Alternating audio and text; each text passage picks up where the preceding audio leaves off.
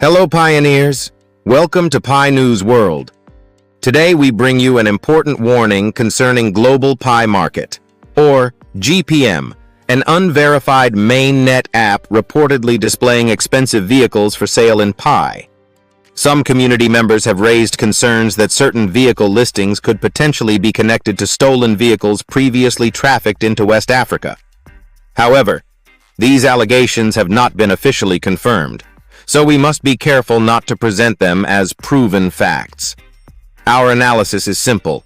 When expensive vehicles are listed on an unverified platform, pioneers should ask important questions. Where did the vehicle come from? Who owns it? Are the documents legitimate? Can the VIN or chassis number be independently verified? Interpol has previously conducted operations targeting stolen vehicle trafficking between Europe and West Africa. This makes proper verification especially important. Our advice is clear. Do not rush into transactions simply because a vehicle is listed in Pi. Never share your Pi wallet passphrase, KYC information, or banking details with unknown platforms or sellers. If you find a suspicious listing, preserve the evidence. Take screenshots, save the URL, record the seller information, and keep any visible vehicle identification details. Then report credible evidence through the appropriate official channels.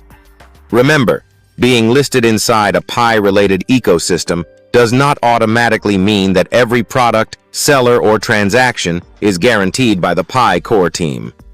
Pioneers should always do their own verification before sending Pi or sharing personal information. At Pi News World, we believe the Pi ecosystem should be built on transparency, security, and legitimate commerce. We are not here to spread fear. We are here to raise questions, analyze available information, and encourage responsible action. Don't spread unverified accusations. Don't ignore red flags. Verify before you trust. This is Pi News World, bringing you important Pi updates, warnings, and analysis. Stay informed. Stay alert. Protect your Pi.